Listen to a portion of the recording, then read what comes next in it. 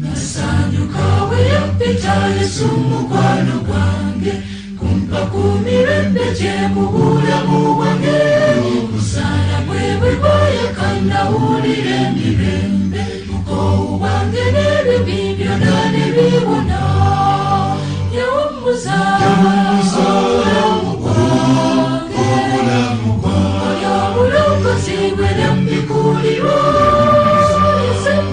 yasembeza omutima ddembe n'obulokozi ne bijjula muze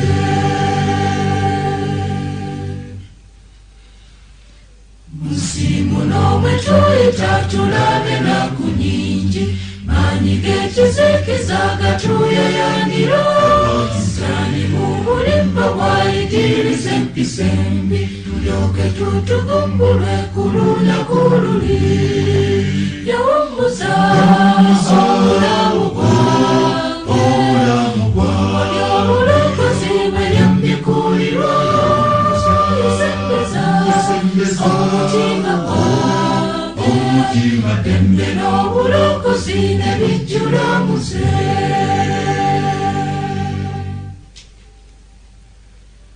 Mukama yatusuubiza okutwala endwadde zaffe Setaani yawangulwa Yesu lwe yafa leka tumuweereza yatwala endwadde zaffe bantu be yafiirira katumuyimbire yawummuza obulamu bwange oli obulokozi bwe lyambikulirwa yasembeza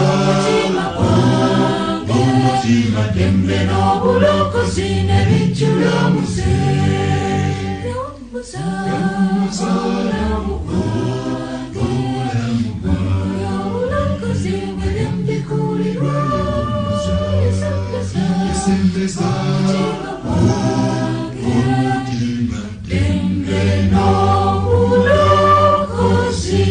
ne bijjula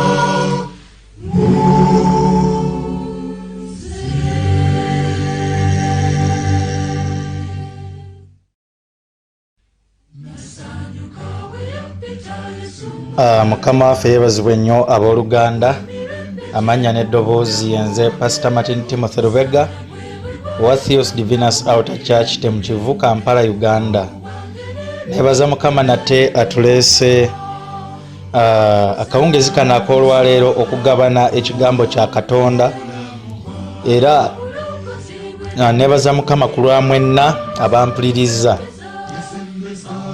Nzize nate tusome ku ssomo lino ekkulu ennyo lye tuzze okugabanako awamu akawungezi kano mu Bible study yaffe eno. Essomo lino likwata ku mizimu. Bwe muba temwerabidde tuli mu Bible study kati empya.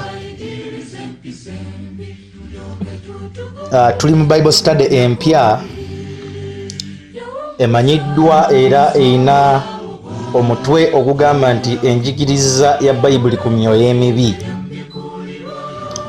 Enjigiriza ya Bayibuli ku myoyo emibi. Era mu ssomo lino bingi nnyo bye tujja okuyiga era bingi nnyo bye tujja okumanya. Bwe twogera ku njigiriza ya Bayibuli ku myoyo emibi kitegeeza tugenda kusoma ku myoyo emibi ng'abalokole bwe tuteekeddwa gisomako tugitegeere nga Bayibuli bweyagala tugitegeere oba tugitegeere nga Katonda bw'ayagala tugitegeere. Era njagala okukatiriza nti okutegeera kwonna okwawukana n'okw'ekigambo kya Katonda ku nsomesa yonna so si ku myoyo emibi gyokka oba ku Katonda yennyini oba ku kintu kyonna ekisomesebwa mu kkanisa kirina okuba nga ensomesa eyo ekwatagana bulungi nnyo n'ekigambo kya Katonda. N'olw'ensonga eno nga twetegereza bulungi nnyo nti essomo lino erya myoyo emibi oba abamu gye muyita emizimu oba abalala gye muyita amajinni oba emyoyo emibi essomo lino liri closely related n'essomo ly'abamalayika. Olunaku lujja kutuuka ate mbaweeyo Bible study ku bamalayika bonna wamu oba bamalayika abalungi. N'olw'ensonga eno tuzze okugabana ekigambo kya Katonda ku ssomo lino mu ngeri ey'ekikristaayo, mu ngeri eya Bayibuli. Omukristaayo alina okumanya nti sitaani gyali, naye mu kumanya nti sitaani gyali olina okumanya nti olina dominion, olina obuyinza obw'amaanyi ennyo ku sitaani. No, some important issues ennyo oba ensonga enkulu ennyo ez'okwetegereza nga tuyiga ku myoyo emibi. Era ensonga ekulembera mu zonna eri nti tulina okukimanya nti emyoyo emibi mu luzungu gye tuyita demons. Demons are fallen angels. Emyoyo gino emibi be bamalayika abaagwa. Be bamalayika abaagwa. Olwo ntandise okunnyonnyola emyoyo emibi ddala gye gitya. Katonda bwe yatonda bamalayika, Mukama waffe yeebazibwe nnyo abooluganda. Katonda yatonda bamalayika, naye kimanyiddwa for sure nti Katonda yatonda nga buli kintu kyonna nga kirungi. Era mu butukuvu bwe ne mu butuukirivu bwe Katonda teyakola kintu kyonna kibi, era teyakola kintu kyonna nga si kirungi. So okusookera ddala Sitaani eyali omu ku bamalayika mu ggulu ng'ayitibwa Lusifa yajeema n'ajeemera Katonda. Bw'ajeema n'ajeemera Katonda, bw'onoba osomye ekyawandiikibwa kya Isaaya essuula ey'e14 ne Ezeekeri essuula eya 28, mu budde bwo obw'eddembe funa obudde obiyitemu, Bayibuli ekulaga nti 1/3 of the angelic host, kimu kyakusatu ku bamalayika, ku ggye ly'abamalayika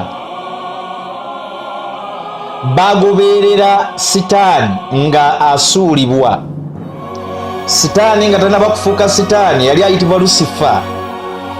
Lusifa kimu kyakusatu ku ggye ly'abamalayika mu ggulu bagobebwa olw'okujeemera Katonda.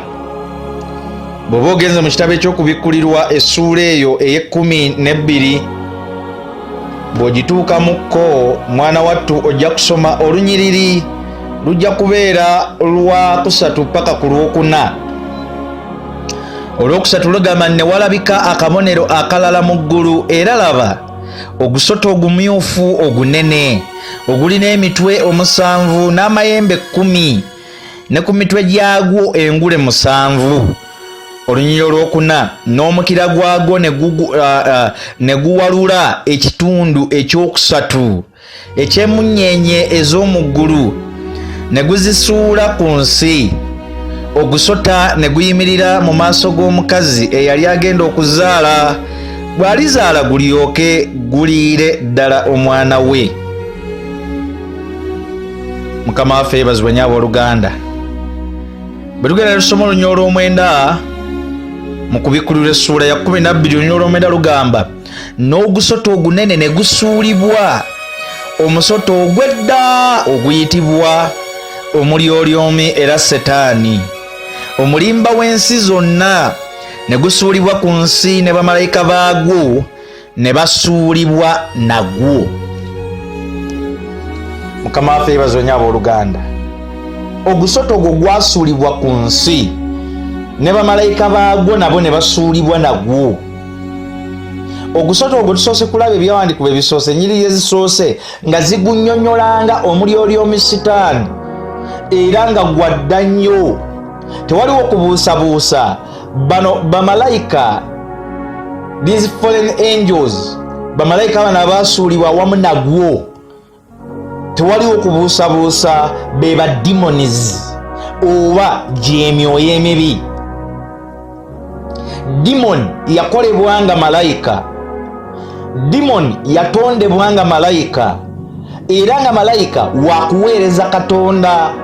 Okusooka nga tebannaba kujeema tebaalina linnya demon, nga tebannaba kujeemera Katonda baalina linnya holy angels, bamalayika abatukuvu. Mukama waffe yeebazibwe nnyo abooluganda. naye bwe bamala okujeema bafuna erinnya demon. ne sitaani teyakolebwa nga sitaani, yakolebwa Lucifer. Erinnya Lucifer lyali linnya nga litegeeza omubalagavu, omulungi. The name Lucifer in the actual sense is a good name. Mukama waffe yeebazibwe nnyo abooluganda.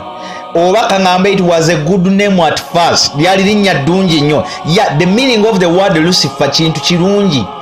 Lucifer kitegeeza emunyeenye, kitegeeza one who is beautiful, omuntu one who is handsome, kwegamba omubalagavu omulungi ayakaayakana. Mukama waffe yeebazibwe nnyo abooluganda. But Katonda yakola malayika eno emu ku zaali ez'amaanyi ng'eyitibwa Lucifer, ng'eyakaayakana, ng'erabika bulungi.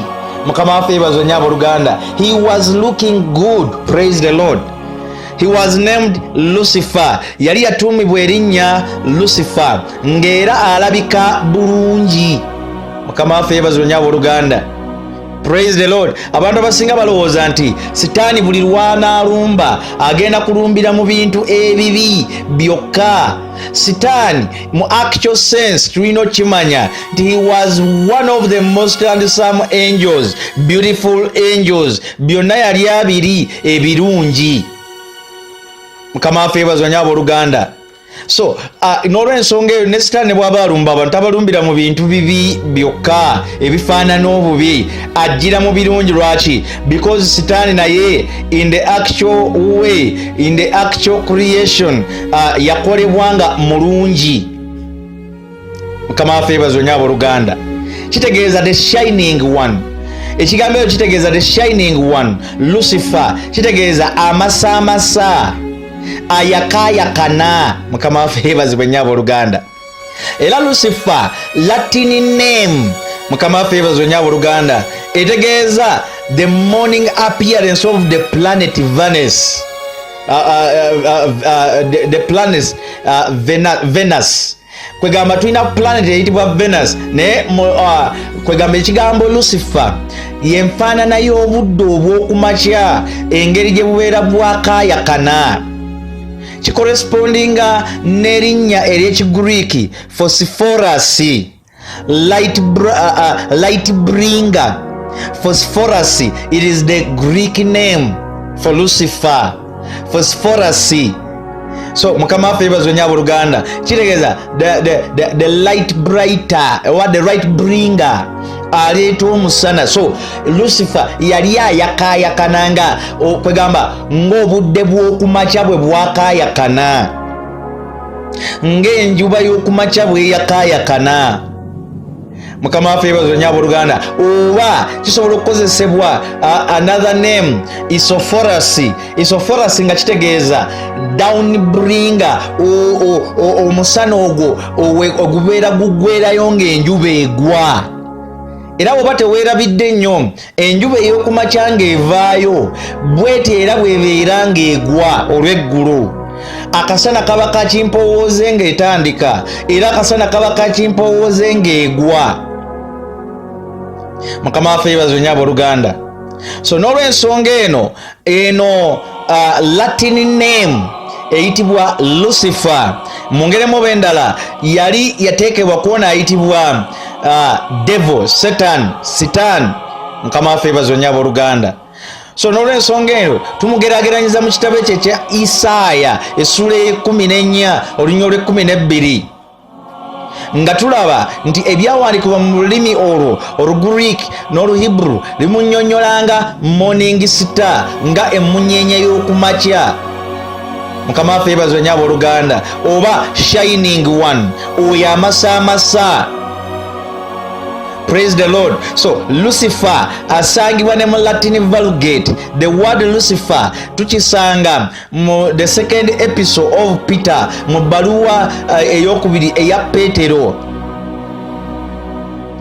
So mu Latin Vulgate nga tukiraba nti referring to Jesus. So the word Lucifer is also used in the Latin version of exulate, the Easter proclamation. Mukama favors onyabo Luganda. So the name of the devil, linya lya Sitani, in the beginning. Mu Christian theology, tulaba nti the more common meaning in English, Lucifer, is the rendering of the Hebrew word Heilale. Mukama favors onyabo Luganda. So mu bufunze erinnya Lucifer kigambo kirungi, kitegeeza the morning star oba the planet Venus, the planet Venus, light bringer. Mukama favors onyabo Luganda. So as the name of the planet in its morning aspect, Lucifer oba light bringer, nga bwe tukiraba Mukama favors onyabo Luganda, kyajja ne kiteekebwa ku Satan, ku beauty gye yayina, ku bulungi bwe yayina, kyebavalaba yatuumibwa erinnya Lucifer in the beginning, at the start nga tanafuuka the devil. Mukama favors onyabo Luganda. So the name Lucifer bwe litandika nga tanaba kufuuka devil, kubanga devil kitegeeza the origin of all darkness in human life and angels, some of the angels. So Lucifer nga tanaba kufuuka Lucifer bwatyo bwabeera. Kati Lucifer nga Sitaani, ekigambo ekyo tujja ne tukizuulira bwe tugenda mu Isaaya essula ya 14:12, kyali kiri applied ku king of Babylon. Waliwo yali ayitibwa kabaka w'e Babylon. Kabaka w'e Babylon ayogerwako mu kitabo kya Isaaya essula ya 14:12. Isaaya essula ya 14:12 kiri applied ku king of Babylon. Hallelujah. Kabaka w'e Babylon. So n'olw'ensonga eno mongeremu obendala, kabaka w'e Babylon yayogerwako mu kyawandiikibwa ekyo. Waliwo bingi ebiraga nti kabaka oyo waliwo omwoyo omulala Katonda gwe yali ategeeza, kubanga in the beginning kabaka w'e Babylon teyaliyo. Ne bw'ono by'osomye ekitabo kya Ezekiel waliwo ennaku wadde ojja kulaba nti waliwo kabaka era ayogerwako, naye mu kwetegereza obulungi ennyo bakabaka bano tebaaliwo ku lunaku lwa Eden. In the Garden of Eden they were not there, tebaaliyo. Katonda bw'ayogera ku kitonde kino kye yali asalira omusango, in other words kye kitonde kiyitibwa Lucifer, Sitaani eyali yabambala bakabaka bano. Mukama favors onyabo Luganda. They were dominated by Lucifer, baali bafugibwa Lucifer bakabaka bano bonna bojja okusomako mu Isaaya 14 ne mu Ezekiel. Mukama favors onyabo Luganda. So n'olw'ensonga eno ajja n'ayitibwa morning star. Morning star. Naye nga mugeremu obendala, the original oba the other name is devil, Satan. Praise the Lord. Bw'amala okugwa okuva mu kisa kya Katonda, he is named devil, Satan, mu Isaiah 14:12. Luke essula y'ekumi Yesu ayogera n'agamba, I saw Satan fall like lightning from heaven. Tinalaba Sitaani ng'agwa okuva mu ggulu n'okumyansa.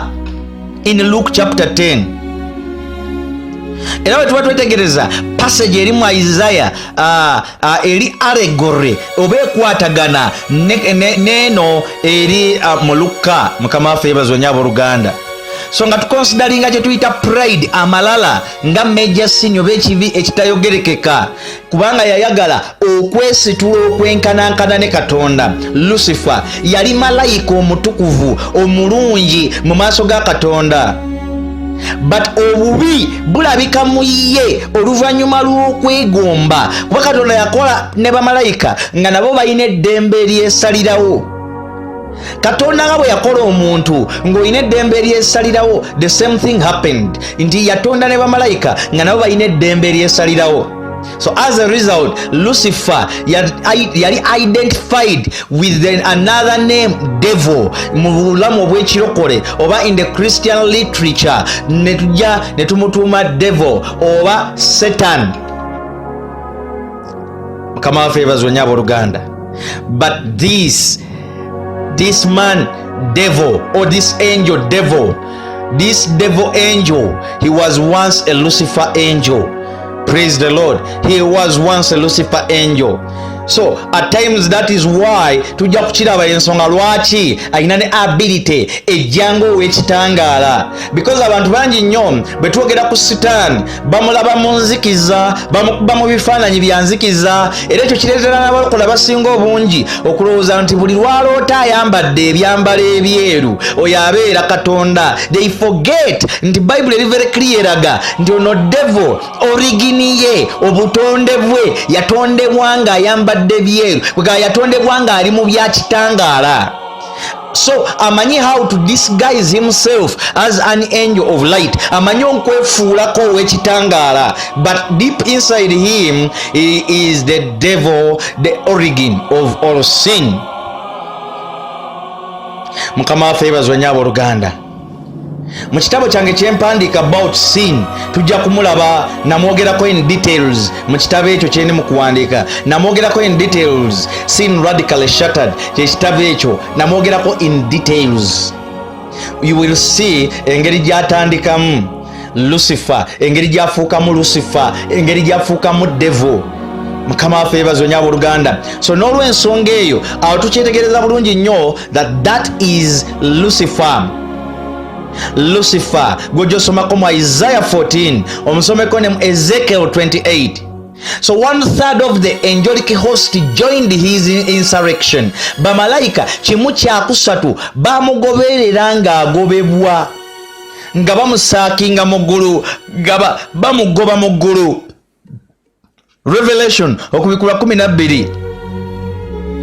Olunyiriri lugamba nti olunyiriri olw'omwenda n'ogusota ogunene ne gusuulibwa omusota ogw'edda oguyitibwa omulyolyomi, era Sitaani omulimba w'ensi zonna ne gusuulibwa ku nsi ne bamalayika baagwo ne basuulibwa nagwo, ne basuulibwa nagwo, bamalayika baagwo ne basuulibwa nagwo, meaning that ono yali malayika naye asuulibwa ne bamalayika abalala. Teyajeema yekka, bwe yajeema n'abalala bangi baamugoberera nabo ne bajeema naye. Era tukimanyi bulungi nnyo okusinziira ku byawandiikibwa, Bible eri very clear, okuva olwo Sitaani lwajeema Mukama n'amuteekateekera Geyeena. Gwampuliriza, tulina okukimanya nti Katonda talina muntu n'omu gw'ayagaliza kuyingira Geyeena, naye abantu bagendayo mu Geyeena lwa bulimba bwa Sitaani. Kyannaku nti abantu abamu bagendayo mu Geyeena nga te Geyeena Katonda teyagibategekera. Bw'ogenda mu Matayo essula ya 25, Bible eri very clear ekulaga olunyiriri olwana mu olumu lugamba bwe luti, lugamba nti awo libagamba nabo abali mu mukono gwe ogwa kkono nti muveewo wendi mmwe abaakolimirwa, mugende mu muliro ogutaggwaawo ogwateekerwateekerwa Sitaani ne bamalayika be. Omuliro ogutaggwaawo ogwateekebwateekebwa Sitaani ne bamalayika be. Ey'oluzungu egamba, then he will say to those on his left, depart from me, you cast into the eternal fire prepared for the devil and his angels. Prepared for the devil and his angels. Katonda kwegamba tulaba wano Mukama waffe Yesu Kristo akozesa ebigambo bineeno, akozesa ebigambo ebikulu ennyo ebikifuula very clear that these angels belong to Satan, nti bamalayika bano abaajeema ba Sitaani, bano bamalayika abaajeema ba Sitaani, they belong to the devil, they no longer belong to God, tebakyali ba Katonda. Bogena nosoma ekyawandiikibwa ekyo ku bamalayika abo, tuddeyo wali mu kubikkulirwa essula okubikkulirwa essula ey'12, olunyiriri olw'omusanvu n'olw'omwenda paka ku lw'omwenda. Olw'omusanvu lugamba bwe luti nti lugamba ne waba olutalo mu ggulu, Mikayiri ne bamalayika be nga batabaala okulwana n'ogusota. Ogusota ne gulwana ne bamalayika baagwo, wulirayo bulungi nnyo, ne gulwana ne bamalayika baagwo ne batayinza, so ne watalabika kifo kyabwe nate mu ggulu. Olunya olw'omwenda n'ogusota ogunene ne gusuulibwa omusota ogw'edda oguyitibwa omulyoolyomi era Setaani omulimba w'ensi zonna, ne gusuulibwa ku nsi ne bamalayika baagwo ne basuulibwa nagwo. Kino kinnyonnyola, Mukama waffe yeebazibwe nnyo abooluganda, kino kinnyonnyola bulungi nnyo ekyawandiikibwa that even in the end times, Mukama waffe yeebazibwe nnyo abooluganda, kinnyonnyola nti even in the end times angelic battle between Michael and his angels and the devil and his angels, it will happen. Mukama waffe yeebazibwe nnyo abooluganda. Praise the Lord. It describes an end time angelic battle between Michael and his angels and the devil and his angels. From these to now similar verses, Mukama waffe yeebazibwe nnyo abooluganda, kiri very clear that demons and fallen angels are synonymous. Kiri very clear nti emizimu oba emyoyo emibi ne bamalayika abaasuulibwa be bamu. Mukama waffe yeebazibwe nnyo abooluganda, emyoyo emibi ne bamalayika abaasuulibwa be bamu. Tosobola kwawula myoyo emibi ku bamalayika abaasuulibwa, wabula these are terms that describe them. Zino ze different terms ezibannyonnyola naye nga be bamu. Mukama waffe yeebazibwe nnyo abooluganda. So abantu abamu barijectinga idea nti demons are fallen angels olw'ensonga nti mu kitabo kya Yuda essula olunyiriri olw'omukaaga ayangirira n'agamba nti abamalayika abajeema baasibibwa enjegere ezitaggwaawo oba ez'amaanyi ezitazikirira, baasibibwa mu everlasting chains. However, kiri clear nti si bamalayika bonna nti abaayonoona ti bonna baasibibwa mu njegere ezo. Mukama waffe yeebazibwe nnyo abooluganda. Abamu ku bo baasibibwa naye abamu ku bo we bali batambula. Bayibuli eri very clear etulaga waliwo bamalayika kituufu abaasibibwa mu njegere ezitakomeza olubeerera, naye abo baasibibwa mu njegere ezitakomeza olubeerera abo baali paati emu oba kategori emu, era nja gikunnyonnyolako mu maaso awo. Naye waliwo bamalayika abalala abatambula, so some people bajja ne balowooza nti maybe bamalayika baasibibwa mu njegere, abo abaajeema bonna abaayonoona baasibibwa mu njegere, kati n'olw'ensonga eyo tewaliwo balala batambula. Amazima gali nti waliwo emyoyo egitambula. Kino tukirabira wa? Tukirabira mu 1 Peter, Peetero ekisooka essula ey'okutaano. Peetero ekisooka essula ey'okutaano olunyiriri lwa 8 lugamba nti kale mbuulira abakadde abali mu mmwe, nze mukadde munnammwe era omutegeeza w'ebibonobono bya Kristo, era agabanira awamu ekitiibwa ekigenda okubikkulirwa. Mukama waffe yeebazibwe nnyo abooluganda. So 1 Peter chapter 5 verse 8. So n'olw'ensonga eno mwongeremu oba endala 1 Peter chapter 5 verse 8. Mukama waffe yeebazibwe nnyo abooluganda. So mu bufunze Bible verse gye mbadde njagala real erabika awo ekozeemu error. Let me check very well. In other words, 1 Peter chapter 5 verse 8, Peetero ekisooka essula ya 5 olunyiriri olw'omunaana. Peetero ekisooka essula ya 5 olunyiriri olw'omunaana. Check very well your Bible verse. Naye ng'olunyiriri lwenjagala lwe lugamba nti be sober minded, be watchful. Your adversary the devil prowls around like a roaring lion, seeking someone to devour. Tinaye mubeere bulindaala kubanga omulyoolyomi Sitaani atambula awulugumanga empologoma enoonya gweneerya. Mukama waffe yeebazibwe nnyo abooluganda. Praise the Lord. One time I'll come here and share with you something about the Bible attack oba okulumbibwa kwa Bible. Tulina challenge eri mu nsi olwaleero ennaku zino nti some Bible verses mu Bible ezimu bagenda bazisiimulamu naye nga ezimu bagenda bagezaako zisiimula mu kampani ezimu zetulina mu nsi ennaku zino zigenda zaagala ogezaako okusiimula some of the Bible verses. But it doesn't mean that the whole Bible nti nkyamu nti Bible oba gyokye oba gisuule, because again mulimu ezirimu. But I will come here and help you in some Luganda Bibles and some other Bible verses, some other Bibles there is an attack. Kama favors benyabo Luganda. Some scriptures bagenda bazitakula. So I will come and teach you about that one time. No Lugamba 1 Peter 5:8. To be sober minded, be watchful. Your adversary the devil prowls around like a roaring lion, seeking someone to devour. Tumberebulinda kubanga omuli omisitani atambula uluguma ng'empologoma enoonya gweneerya. Mukama favors wenyabo Luganda.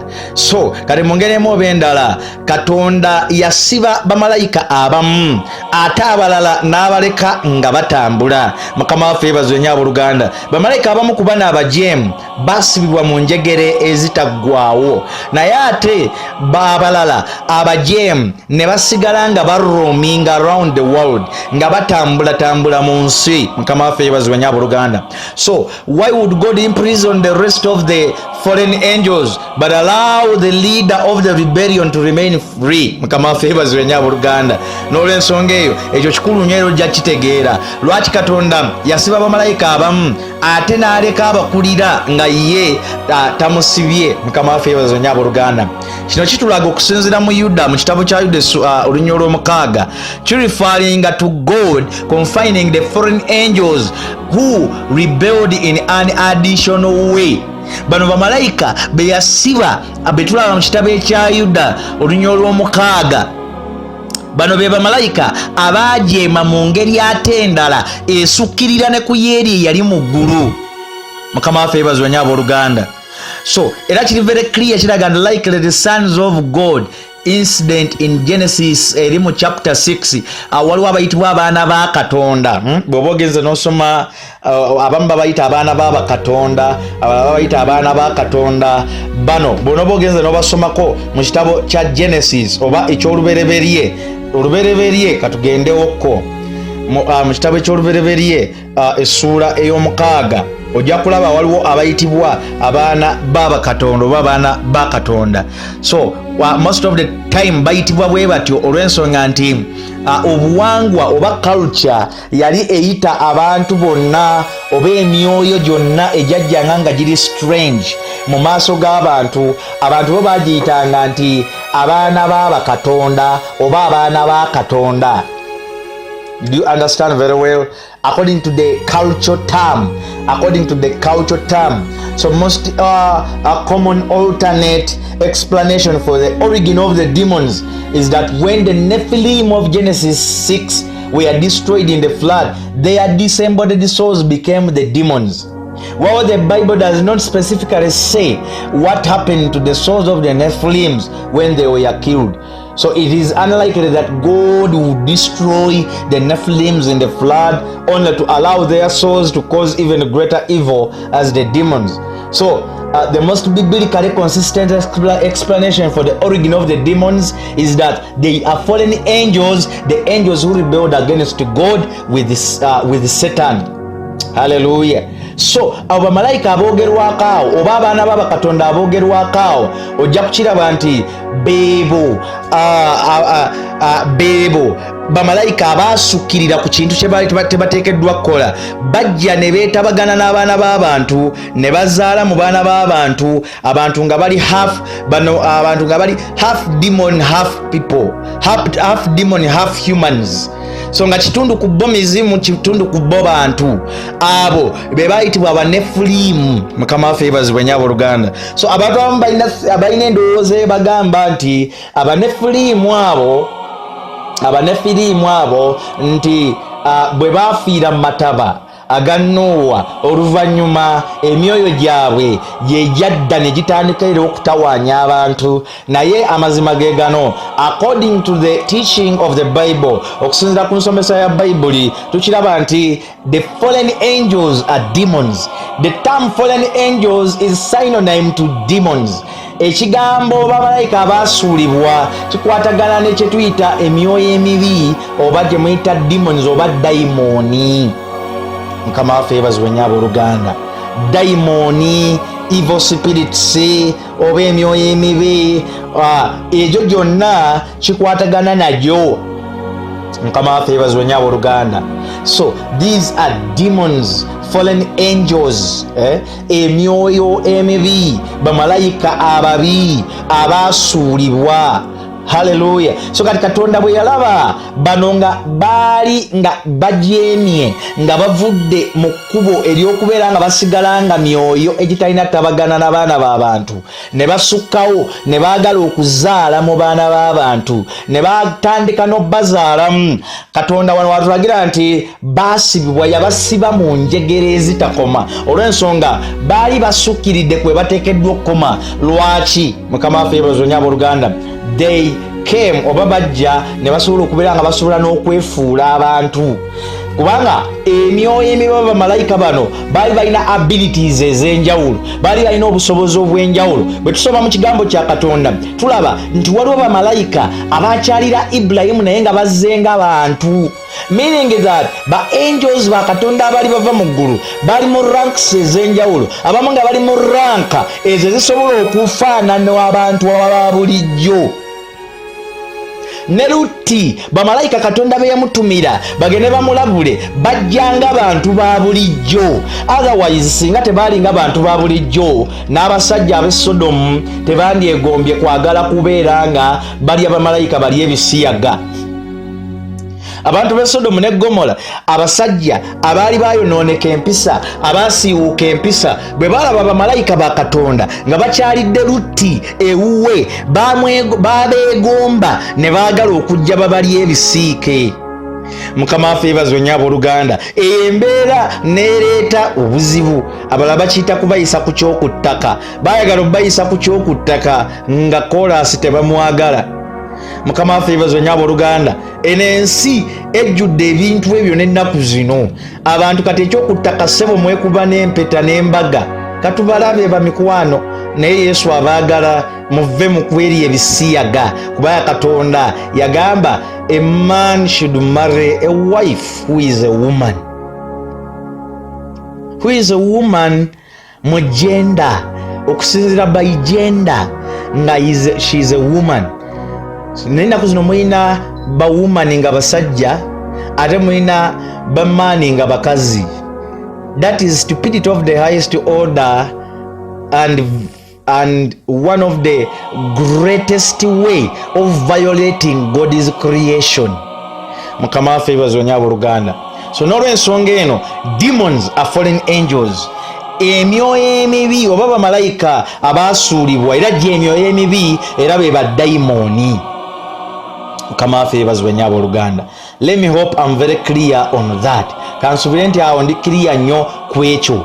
Olwo nno lino essomo ly'emizimu tutandika litandike odisosootola. Mu bufunze tukitegedde ti demons bemyoyo emibi oba bamalayika bamalayika abaagwa gy'emyoyo emibi era be badayimoni. Mukama waffe yeebazibwe nnyo abooluganda.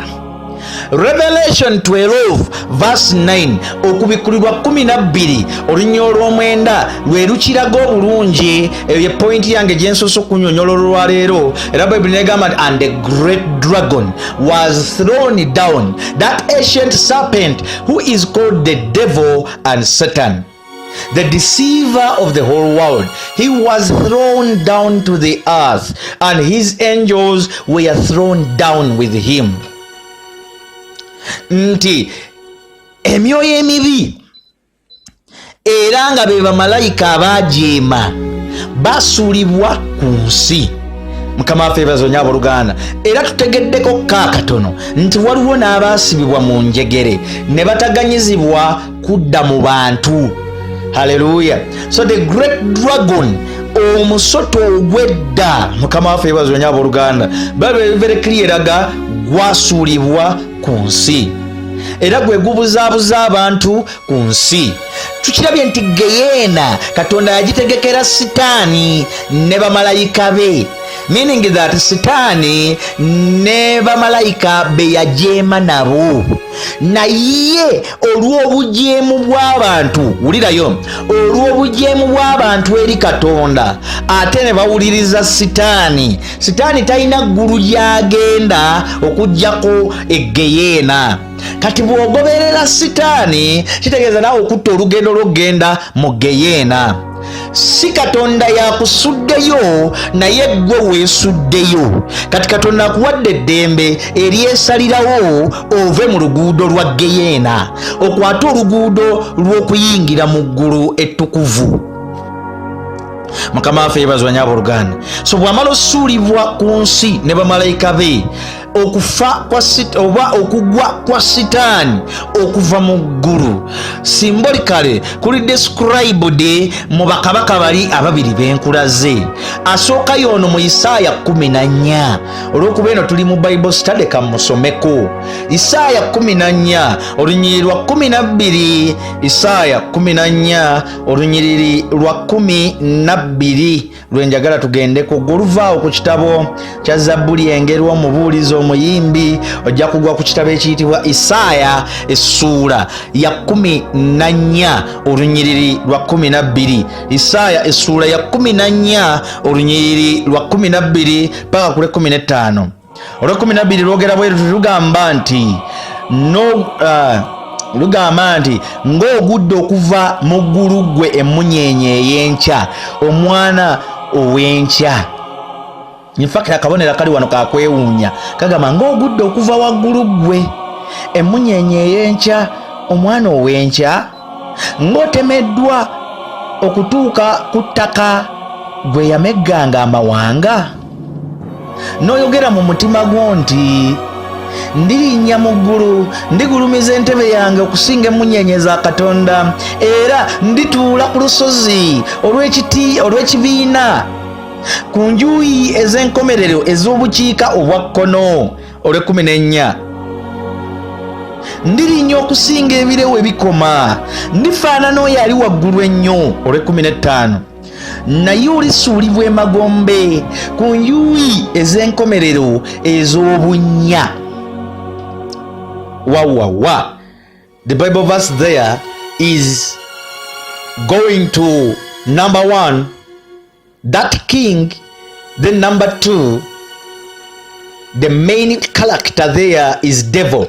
Asookera ddala awo ye Sitaani ayogerwako, ow'okubiri ayogerwako awo ye kabaka oli eyali atuddemu Sitaani ono. Mukama waffe yeebazibwe nnyo abooluganda. Ekyokubiri kyolina okumanya lwaki ono Sitaani, Bible verse ene throwing a light ku Sitaani oba ku malayika oyo, lwa nsonga nti ono kabaka eyali agambibwa ebigambo bino from day 1. Buddayo ku verse 12, verse 12 ega ng'ogudde okuva mu ggulu. From day 1 ono kabaka teyaliiko mu ggulu. Mukama waffe yeebazibwe nnyo, teyaliiko mu ggulu. Naye babega ng'ogudde okuva mu ggulu, gwe munyenye ey'enkya, omwana ow'enkya. Mukama waffe yeebazibwe nnyo abooluganda. In other words, this is the name Lucifer, because I gave you the description of the name Lucifer, nga it is the son of the morning. Mukama waffe yeebazibwe nnyo abooluganda. Emunyenye, it means emunyenye ey'enkya. Mukama waffe yeebazibwe nnyo abooluganda. Ng'ogudde, ng'otemeddwa okutuuka ku ttaka gwe eyamegganga amawanga. In other words, this king eyali wano eno eyali mu physical body eyo, nabbi gwe yali ayogerako oba gwe yali aweereza obubaka obwo teyali ye nga ye. In other words, the prophet here is addressing another spirit being possessing this king, omwoyo omulala ogwali gutudde mu kabaka ono. And this spirit is, there is no doubt, it is Lucifer. Ye Lucifer yennyini kyovola abamwogera. Prophet yamwogera n'agamba o Lucifer. Mukama waffe yeebazibwe nnyo abooluganda. Bw'oba osomye oluzungu wanene y'oluzungu esooka n'egamba bw'osoma wano mu Isaiah chapter 14 verse 12 to 15, how you are fallen from heaven, O Death Star, son of down, how you are cut down to the ground, you who laid the nations low. You said in your heart, I will ascend to heaven above the stars of God. I will set my throne on high. I will sit on the mount of assembly. Wano wagamba Death Star. One time when ndiba nsomesa ku Bible attack ojja kutegeerawo bulungi nnyo, but this is son of the morning, but some translations zimuyita Death Star. Mukama waffe yeebazibwe nnyo abooluganda, but there is a reason as to why it is like that. Naye nga for today I'm just teaching you okulaga demons zino ne organizazo. Mukama waffe yeebazibwe nnyo abooluganda. Ezekiel essula ya 28 olwa 12 paka ku 15 lugamba, son of man, raise a lamentation. Lwaki sikubikulirayo mu ya Luganda okulokola obudde? Ezekiel essula eya 28, Ezekiel essula eya 28 bw'ova ku kitabo ky'okukungubaga oba otuuse ku kitabo ekiyitibwa ekya Ezekiel essula eya 28 olunyiri lw'12 paka ku 15. Olw'12 nno teruludde lwogedde bwe luti, lugambye nti omwana w'omuntu tanula okukungubagira kabaka w'e Ttuulo, omugambe nti bw'ati bw'ayogera Mukama Katonda nti ossa akabonero ku muwendo ng'ojjudde amagezi ng'otuukiridde obulungi. Olw'13 wali mu Adeni olusuku lwa Katonda, buli jjinja ery'omuwendo omungi lyabanga lyakukubikkako sadiyo, topazi ne alimasi, berulo, sokamu ne yasepi, safiro, ejjinja erya nnawandagala ne kabunkulo ne zaabu, emirimu egy'ebitaasa byo n'egyenderezo gyali muggwe gyateekebwa ku lunaku kwe gyategekebwa ku lunaku kwe watonderwa. Olw'14 wali kerubi eyafukibwako amafuta abikkako, era nze nakusimba n'obeera ku lusozi lwa Katonda olutukuvu. Watambula eruuyi n'eruuyi wakati mu mayinja ag'omuliro. Olw'15 wali ng'otuukiridde mu makubo go okuva ku lunaku kwe watonderwa okutuusa obutali butuukirivu bwe bwalabika mu ggwe.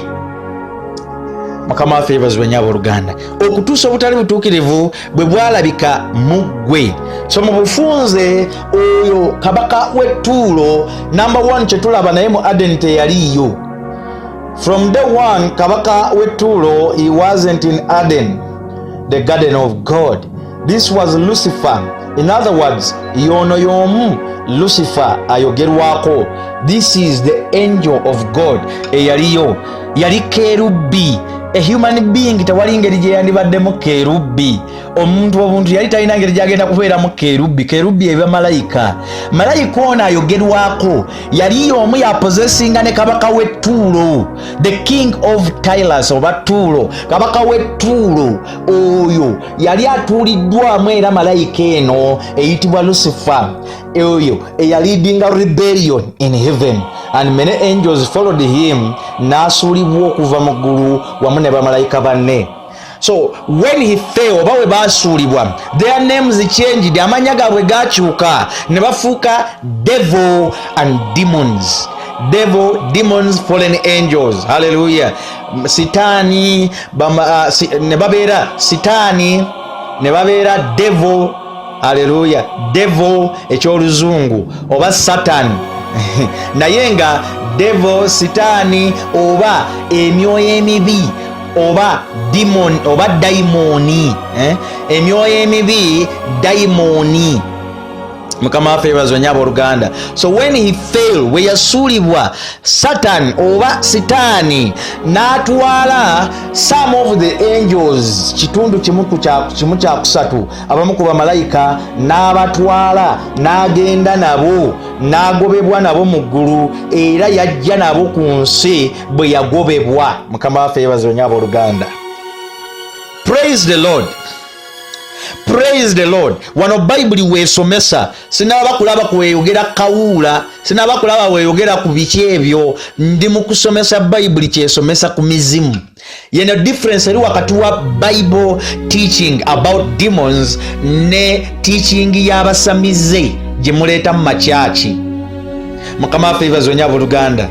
Because abasamize bo bayiyayiya amanya gaabwe, but who told you ti amanya ge bayiyayiya it is the right names oba it is the right thing, nti agamu bagayiyanga n'ekigendererwa kya kuwashipinga mizimu egyo bagirage embu gy'amaanyi nnyo, and it is the same thing kye bajja ne bakusomesa mu makyaki agamu okulaga nti guno gw'amaanyi nnyo era bw'oba waguwangula bannange olina kusaba nnyo nnyo nnyo nnyo. Who told you so? Who empowers devils? Ani empoweringga nnyo emizimu egyo ku kituuti? Aveeyo agambe munaye guno gw'amaanyi nnyo. I wanna tell you this. Bible te praising Satan one. Ekulaga how Satan, ekulaga Satan engeri gye yalina ekitiibwa maaso ga Katonda ne bamalayika abalala ne bwe baajeema ne basuulibwa ku nsi. Olwo tutandika, olwo tusumulula topiki eno olutandise ogisoosotola. Bonosoma mu Revelation 12 verse 4 twalabye very clear nga Bible egamba his tail swept down a third of the stars of heaven and cast them to the earth, and the dragon stood before the woman who was about to give birth, so that when he bore her child he might divide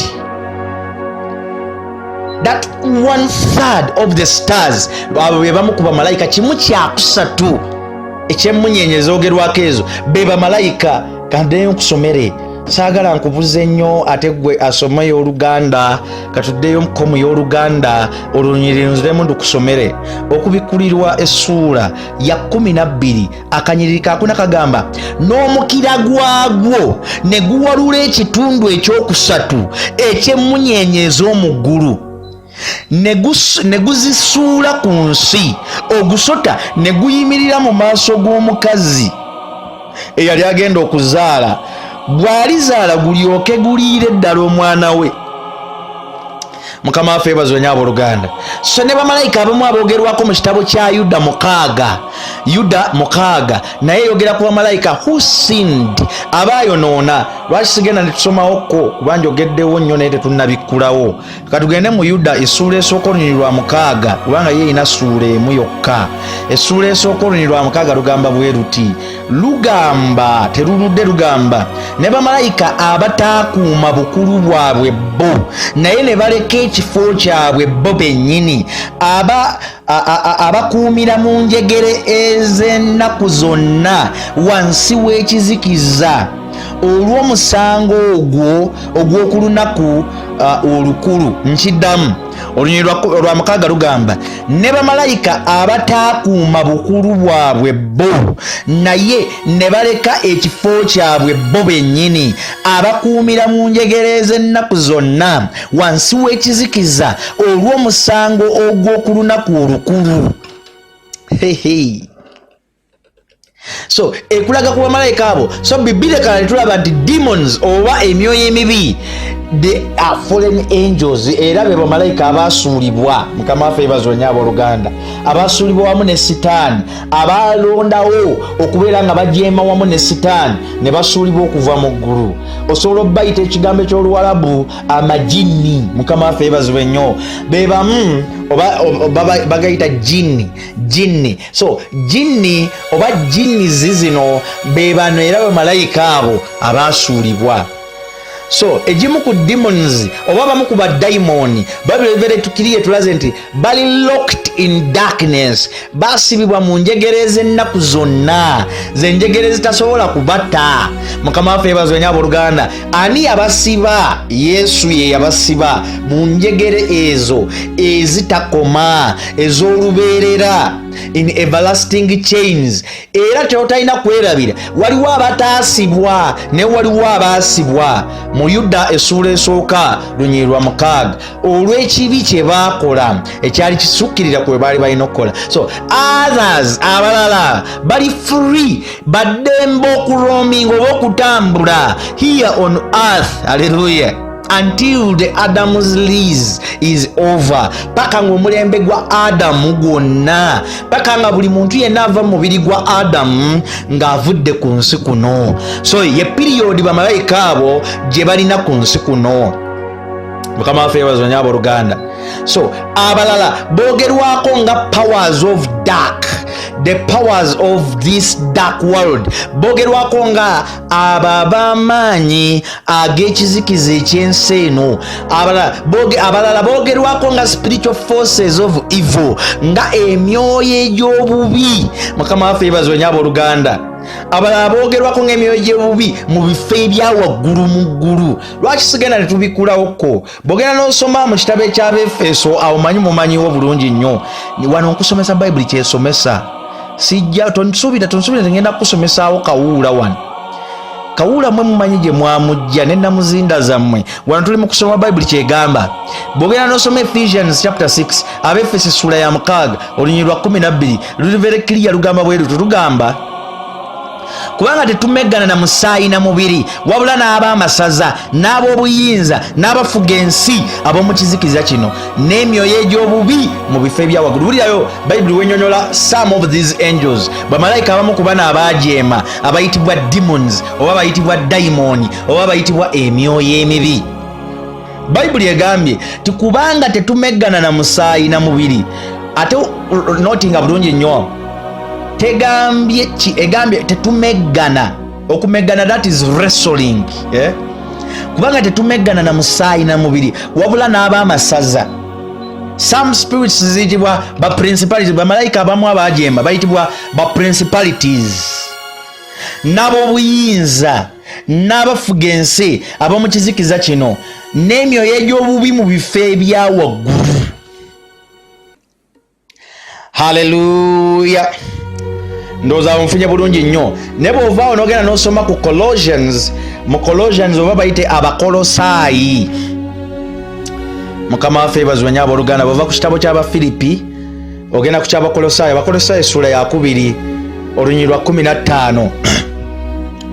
Bayibuli egamba bwe yayambulira ddala obwami n'amasaza n'abiwemuukiriza mu lwatu bwe yabiwangulira ku ggwo. Bwe yayambulira ddala obwami n'amasaza n'abiwemuukiriza mu lwatu bwe yabiwangulira ku ggwo. Praise the Lord. So the demons still follow Satan as their leader and do battle with the holy angels, hallelujah, in an attempt to thwart God's plan and hinder God's people. Tukiraba nti emyoyo gino emibi gikyagoberera mukama waagyo Sitaani.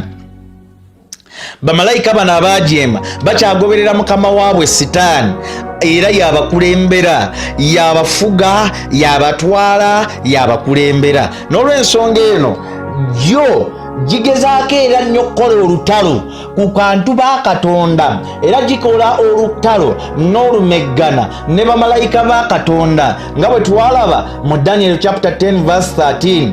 Mu Daniel essula ya 10 tugamba, the prince of the kingdom of Persia withstood me 21 days, but Michael, one of the chief princes, came to help me, for I was left there with the kings of Persia. Hallelujah. Daniel essula ya 10 kankusomereyo mu y'Oluganda. Daniel essula ya 10, the book of Daniel the prophet, essula ya 10 olunyiriri lwa 13 lugamba bwe luti, naye omulangira w'obwakabaka obw'Ebuperusi nanziyiza ennaku 21, naye laba Mikayiri omu ku balangira abakulu najja okunnyamba n'embeera eyo wamu ne bakabaka ab'Ebuperusi. Mukama waffe yeebazibwe nnyo abooluganda. So bano baali spiritual kingdom, bwali bwakabaka obutalabibwa na maaso ga mubiri mu nsi eya Babiloni. Waliwo ekitundu ekyali kitibwa Persia oba Persia oba Buperusi. Persia bwe Buperusi. Kama waffe yeebazibwe nnyo abooluganda. era obwakabaka obwo bwalina kabaka owabwo ku nsi ow'e Babylon oba ow'e Buperusi, naye oluvannyuma mu bbanga awo waaliwo kingdom endala edominatinga this kingdom. Kino ekyo bagamba okusabiranga abakulembeze mu nsi zonna okulaba nti obwakabaka obubafuga bwa Katonda so si bwa Sitaani. So waliwo kingdom endala eri spiritual eyali edominatinga kingdom eno ey'Abababiloni. Era Sitaani kyekyo Bayibuli kyetulagirako nti Sitaani ayina abo bateekawo to dominate others, okudominatinga kingdoms, okudominatinga ebitundu ebyenjawulo. But according to the scriptures, Bible eri very clear. Wano abalokole abamu musaba menya abalangira b'e Buperusi naye nga tobeera Buperusi. Menya abalangira b'e Buperusi kyokka obeera Zaire. Menya abalangira b'e Buperusi kyokka obeera Uganda. You are still breaking the Persian princes. Mukama waffe yeebazibwe nnyo abooluganda. And remember the other thing, Bible tegambyeko nti menya. Olukusa lwetuwa ku mizimu etugamba goba, cast them out, cast the devils out. Tekugamba nti break them, baligamba cast them out. Tegamba mbugizikirize, no, because ne Yesu yagirekawo nga tagizikiriza, meaning that obeera osaba out of the context of the scriptures, because scriptures ziri very clear. The devil oba Satan n'emizimu gye oba ne bamalayika be balinze olunaku olusembayo balyoke basulibwe mu nnyanja yaki ey'omuliro basaanewo. Ennyanja y'omuliro ate si gwe agiggula. Bible very clear eraga nti tewaali muntu yali asaanidde kugiggula, Yesu Kristo ye yagiggula. The lake of fire will be opened in the final judgment. Ng'omusango ogusembayo gumaze okusalirwa, ennyanja y'omuliro wejja okuggulibwa.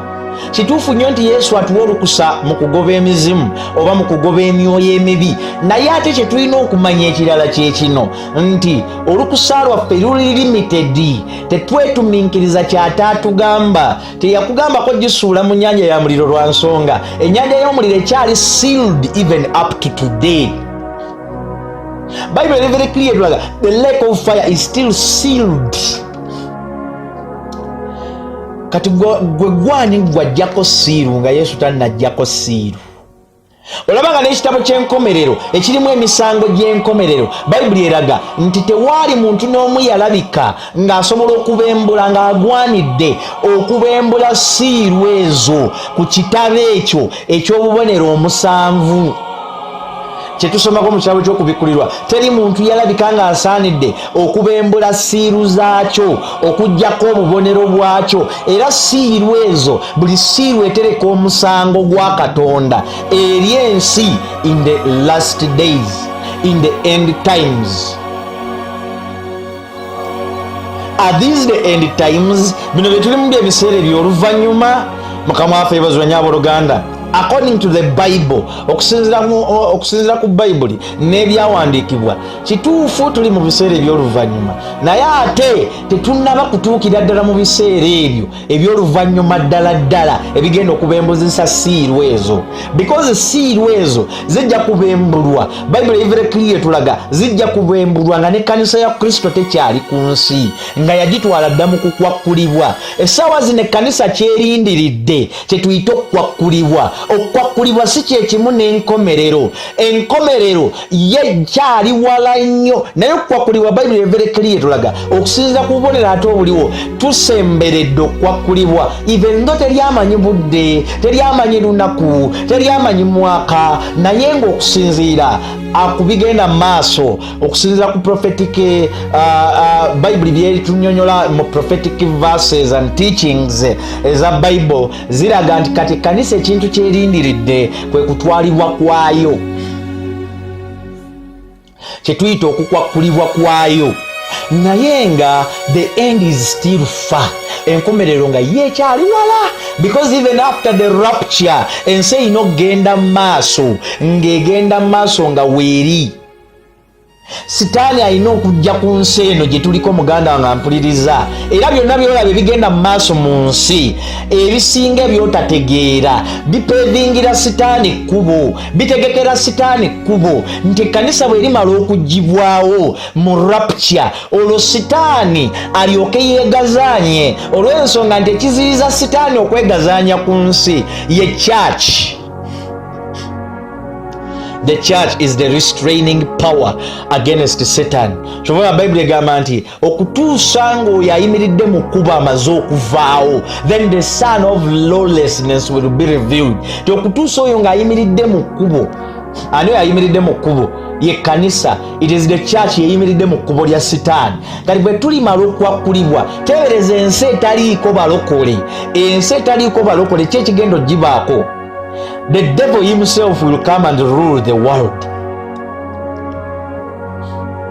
Programs ezenjawulo mu nsi ezenjawulo, mu governments ezenjawulo, mu world governments ezenjawulo, programs zonna ezitegekebwa ziteekerateekera Sitaani kujja kufuga one world government.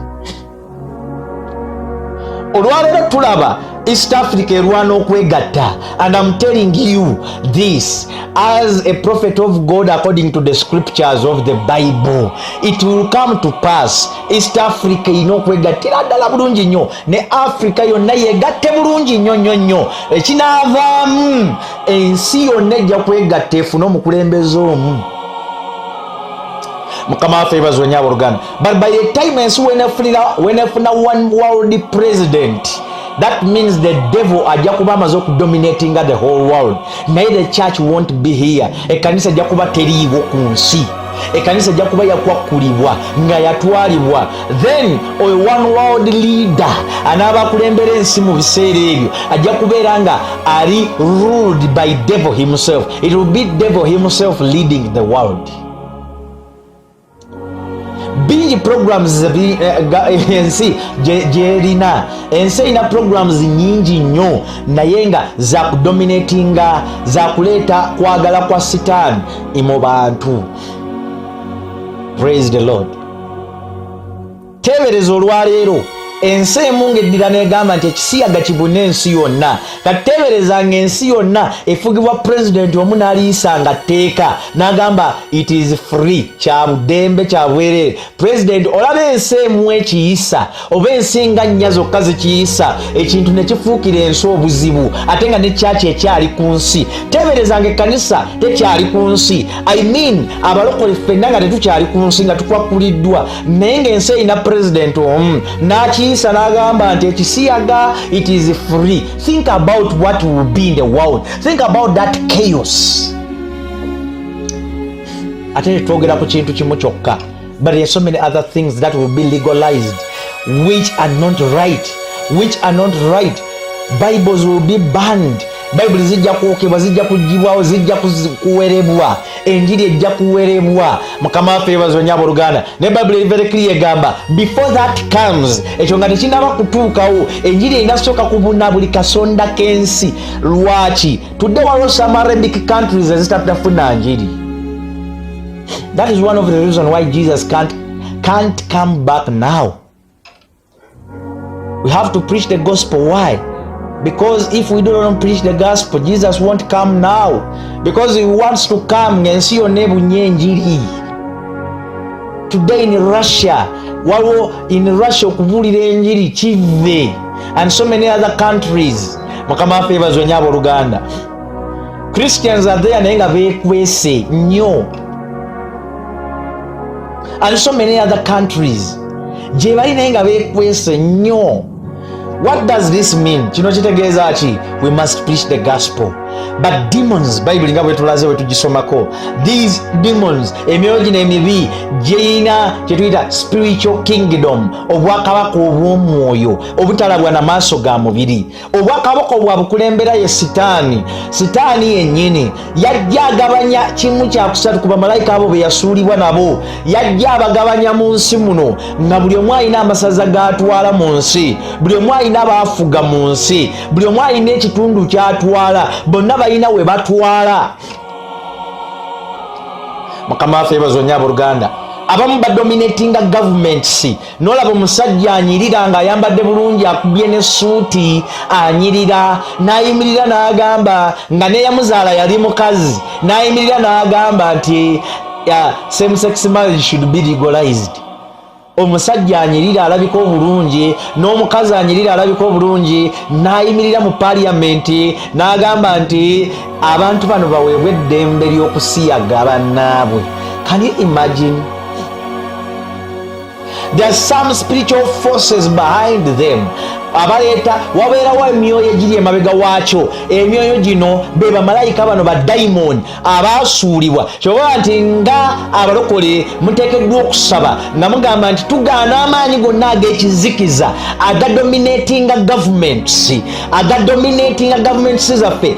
Manyi mwagala nnyo amannya ga demons ezo, naye please Yesu takugambye kunoonyereza amannya ga demoni ki. Demoni ki simanyi efuga gavumenti. Demoni ki we just cast them out. Bible ekuwadde erinnya limwe ga these are demons. Is what ekuwadde title yazo, they are called demons, evil spirits. That is what you need. You don't need to add other human philosophy on it. Tewetaga gattako human philosophy mulala. Ekyo kyempakanya tukisussa olumu balokole ne tutandika okutuuma emizimu amanya ne tuleeta ensomesa z'omu masabu ne tuzireeta ku kituuti. That is what God is against. Don't bring your theology ey'abasamize ogireete in the Bible theology. Ensomesa ey'ekisamize togituleetera mu church. This is what the church teaches. This is what the Bible teaches. You don't need to look around and think that now maybe I should find a name for this. That is wastage of time, and that is going astray from the scriptures. And the moment you go astray from the scriptures, ekyo sitaani kyayagala. He will trap you in the names. Ajja kutrapingira mu mannya g'olonze, mu mannya g'osazeewo okuyiga agatali mu Bayibuli ag'emizimu. Mwajja okufugira because kye bakusomesa mbu guno gukola bwe guti ne bwe guti. Abo bajjajja fedda abaali mu masabo, bajjajja fedda abaasamiranga bonna especially in the African traditional society. Bajjajja ffe abaasamiranga emizimu egimu. Abantu abo abamu be bayita egimu egiyitibwa emizimu baali bantu bannaabwe ku nsi kuno, naye olw'okuba mbu balina ebintu ebimu bye baakolanga extraordinary, so they nicknamed them, oba babatekerawo ebifo ne babafuula bajjajja balubaale ne babafuula bakatonda. Balubaale baali bantu, kati abantu babafuula emizimu eb'emyoyo egisinzibwa, era abamu babatuuma amannya nga Mukasa n'abalala wano mu Buganda. Kati ezo njigiriza z'amasabo aga sitaani ag'abantu abasinza abantu bannaabwe abaafa. Let me tell you what happens bw'osinza omuntu eyafa. Buli lw'osinza omuntu eyafa, amazima agaliwo ge gano. Omuntu eyafa ye tajja kujja, ye bw'afa Bayibuli eraga abeera wala nnyo n'ensi y'abalamu, era mu nsi y'abalamu tasobola kujja, tasobola na kulabika. N'eki ekibeerawo Bayibuli very clear eraga gino emyoyo emibi egiyitibwa dayimoni. Bw'otandika okugulumiza entaana y'omufu omu, wabeerawo dayimoni oba sitaani agirabanga opportunity okujja lumbirewo, olw'ensonga gw'omuwadde ekifaananyi kyalina olumbiramu. So some people you open doors for demons to dominate your life, to enter your life and dominate you. Abantu abamu ng'ate muli balokole mwe mupevingira sitaani ekkubo okuggula ne muli muggulira ajja ayingira abafuge nga bw'ayagala. Lwaki? Because now you are there, you are recognizing Namuzinda, you are recognizing Kawula, you are recognizing Mawale, you are recognizing so and so many demons. Era bw'oba kusomesa mbu amaanyi gaajo, you come to the state of believing nti wabula guno gulina amaanyi. That is stupidity of the highest order. How can a child of God sit there n'agamba wabula guno gulina amaanyi? That is stupidity of the highest order. Ekikuleetera okukkiriza bw'otyo, it is the wrong teaching. Yensomesa enkyamu, yenjigiriza enkyamu. So literally demons nti tulabye emyoyo emibi gino nti gyalumba mu Daniel 10:13 nti gimegana ne bamalayika ba Katonda. Mukama waffe yeebazibwe nnyo abooluganda. Demons as spirit beings zina ability to take possession of a physical body. Girina obusobozi obwambala omubiri gw'omuntu. Naye Bible eri very clear tulaga nti okwambala omubiri gw'omuntu kino tekisobola kubeerawo ku mwana wa Katonda. Demons can't possess the body of the child of God. Awo wenja okutandikira next time. Tukyayiga. Awo wenja okutandikira next time. Because kyetuyita demonic possession, okwambalibwa emizimu, okwambala kiringa olwandigambye nti omuntu oyambadde okuva waggulu paka wansi, because tosobola fuluma mu nnyumba kujjako guno omulembe oguli depraved ogwakyama. Gosobola okulabamu omuntu n'afuluma ennyumba ng'ali mu nnika yokka, n'atambula ku street nga bwakutama bw'alonda zipeeni bw'alonda n'akasimu ke akagudde. Naye kyetuyita okwambala, muntu bw'oyambala olugoye oyambala okuva waggulu ku mutwe paka wansi. Naddala abakyala basooka kwambala nviiri, naye nga kyetwogera ku kwambala kati katukome ku ngoye. N'omusajja afuluma ng'ali bwereere n'agenda mu bantu naye abeera musirusiru. Mulowooza bakazi bokka, but n'omusajja okufuluma n'ogenda mu bantu ng'otadde ekifuba ogenda olagaalaga abantu akafubako, ebyo nabyo bya kisirusiru. Kati mu bufunza kyengezaako okulaga okwambala omuntu ayambala okuva waggulu paka wansi. Kati kyenkulaga demonic possession kyetuyita okwambalwa emizimu. Kino kibeerawo omuntu ng'omubiri gwe gwonna gujjudde emizimu, gwambaddwa oba omuzimu ne we guba gumu, naye nga ali possessed, kyetuyita possessed. Possession kwe kubeera nga wenna owambiddwa oli gukufudde nnyini gwo. Possessed. Demonic possession, oyambaddwa omuzimu gwe gukulinako kati obuyinza, gwe gukozesa kye gwagala. Ekyo ekintu tekibeerawo ku mwana wa Katonda. It means to be completely controlled by a demon, and this cannot happen to a child of God. Since the Holy Spirit resides in your heart as a believer in Christ Jesus, demonic possession can't be or can't happen on a child of God. So demonic possession ebeera nti omuntu abeera ayambaddwa omuzimu yenna, spirit, soul and body, nga yenna ali possessed by a demon. Awo wenja okutandikira. Stay blessed. I love you so much. I remain to be Pastor Martin Timothy Lubega of Theios Divinus Outer Church, Temukivu, Kampala, Uganda. Mukama abankuumire akawungeeza akalungi.